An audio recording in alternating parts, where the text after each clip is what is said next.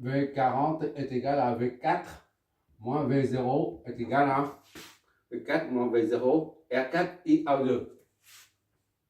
R4 IAO2. Soit IAO2 est égal à V4 moins V0 sur R4. D'accord?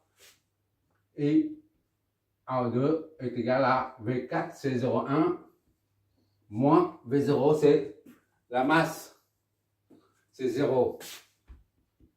Divisé par R4. R4, lui, c'est N, c'est 4000. 4K.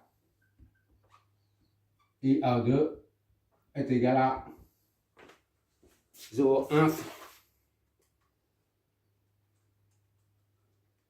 divisé par 4000 multiplié par en microampères, ça donne combien? Fois 10 puissance 6. 0,1 divisé par 4000 fois des microampères. Ça va être 25 microampères. 25 microampères. 10 puissance moins 6 ampères. 25 microampères. Voilà. À partir de 2, on a déduit V5. 2, ça nous donne IAO, c'est 25. 10 moins 6. C'est ici, là. Est égal à V5 moins 0,1 sur 10 puissance 4. On réduit ça en 10 puissance 4. Donc, V5 est égal à 25, 10 puissance moins 6 fois 10 puissance 4 plus 0,1. D'accord? Fois, ça c'est le plus, V5 reste, V5 reste tel quel. Donc, V5 est égal à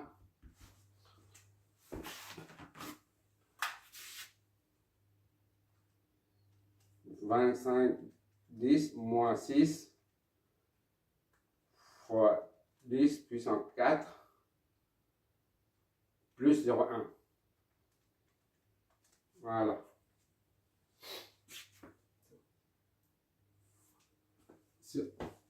0,35.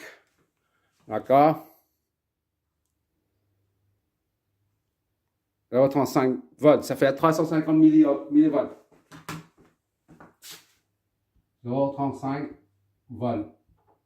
350 millivolts. On va entourer ça. Or, V5 est égal à VOut. Or, VOut est égal à V5. V5 soit VOut est égal à 0,35 volts. Ou encore 350 millivolts. Idem qu'en haut. Voilà. C'est terminé.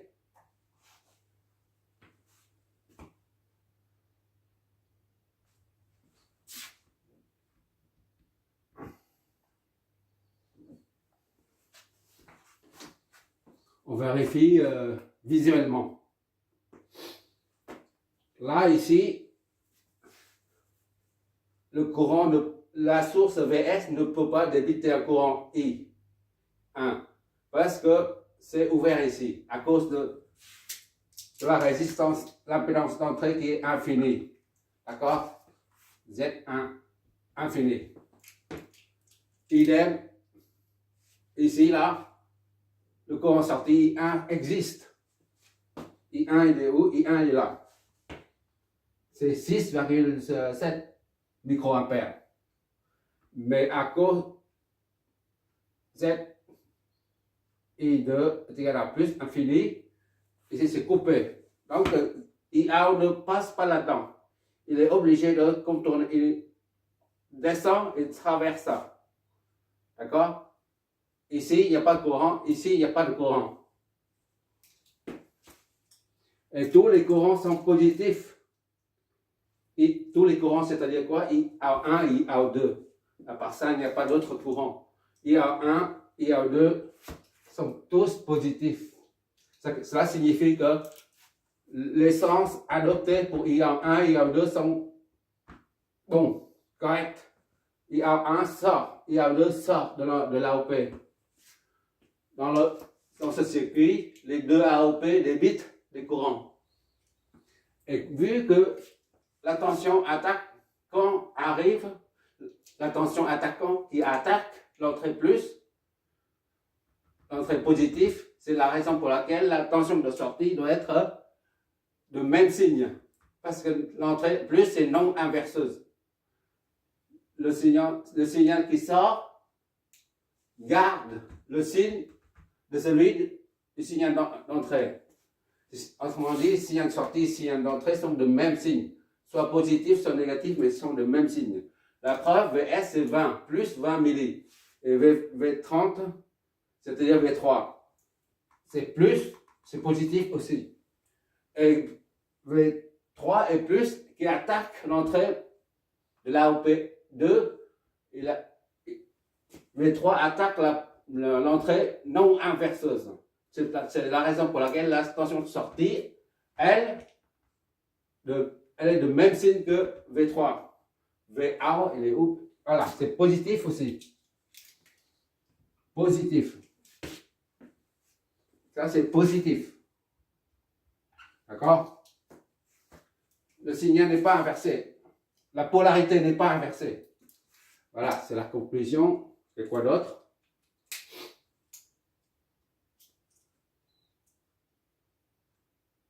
En d'autres, si on fait un... Ah oui, ça c'est dans le résultat des simulations, on verra ça.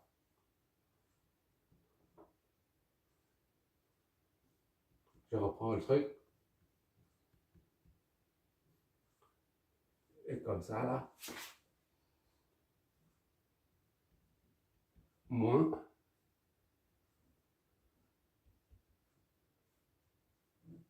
Voilà. Et là, c'est... Voilà. C'est-à-dire, ici, I est nul. De même que ici, là, I est nul. Il n'y en a pas. D'accord? I est nul ici. I est nul ici. Là, c'est I en 1, c'est ici, c'est I en 1, 6,67 microampères. D'accord? I en 1, c'est là, 6,67 microampères. Et I en 2, 25 microampères. En 2, 25 microampères. Pas de courant, pas de courant, pas de courant, pas de courant. Il y a un courant qui sort. 25 microampères. 25 microampères. Idem. Là, c'est I est nul. Ici, 667 microampères. Ici, c'est pareil. 667 microampères. Voilà. Et la tension ici,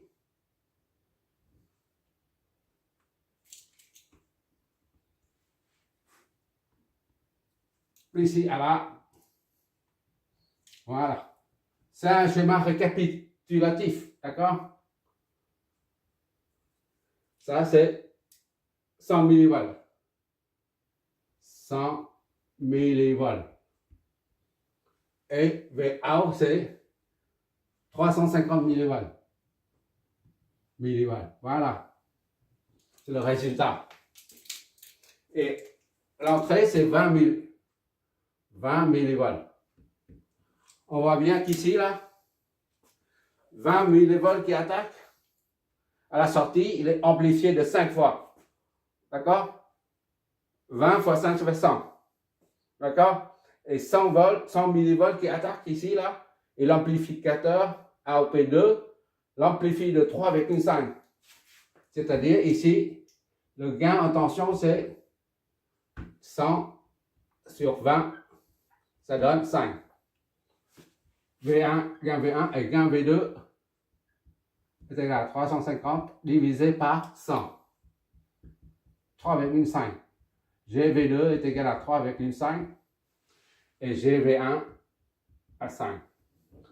Voilà. Et GV total, ça fait combien ça?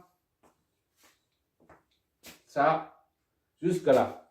350 divisé par 20, ça fait 100. 35 divisé par 2, ça fait 17,5. 17,5.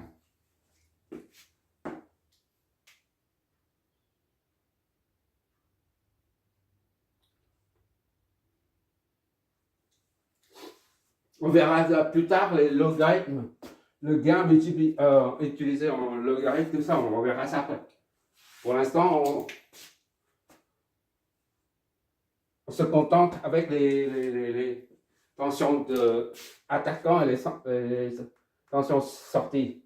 Premier étage, deuxième étage. Lorsqu'on fait des filtres, tout ça là, ou les séries, les transistors,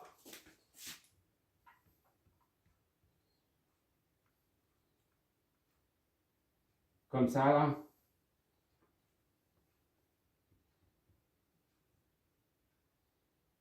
Par exemple. Et on verra chaque étage au niveau de au niveau de chaque étage, il y a une amplification. Mais pour l'instant, on se contente avec ça. On n'est pas encore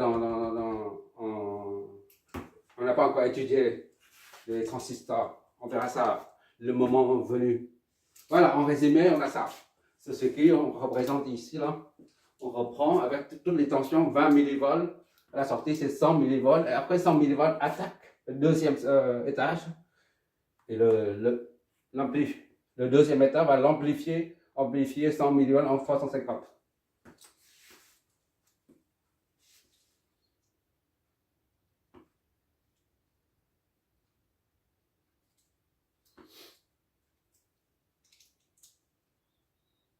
Bon, on va faire un autre avec suiveur de tension, c'est-à-dire un circuit comme ça, là. Plus ou moins, peu importe, mais et un autre, mais là, ça revient ici. Ça aussi, on verra pourquoi on utilise ça, c'est un circuit tampon. Le gain est l'unité. On verra ça avec comment on conçoit ce genre de AOP avec des transistors. Comment on fait avec des transistors pour créer un gain unitaire. Si on dit tampon, étage, tampon. Pour l'instant, on ne fait pas ça. Bon, c'est terminé pour cet exo. Tu vois bien, il y a même, quel que soit le nombre d'amplificateurs, le raisonnement est toujours le même.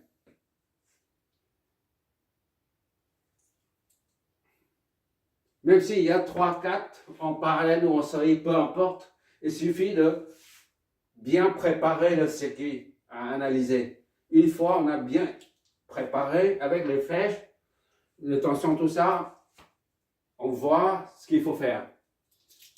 Et à partir de là, c'est la loi d'Ohm classique. Il n'y a que la loi d'Ohm. Il n'y a pas de loi des mailles. On n'utilise qu'une seule loi d'Ohm seulement. À part la loi d'Ohm, qui est I égale à I là. À part ça, on a besoin de rien du tout pour résoudre un circuit aussi complexe que celui-là. Pas aussi complexe. Les AOP, c'est très simple. Mais il faut savoir traduire ici et là seulement.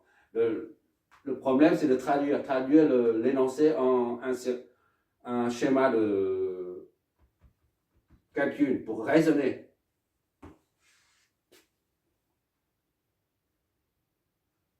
Qu'est-ce qu'il y a comme remarque?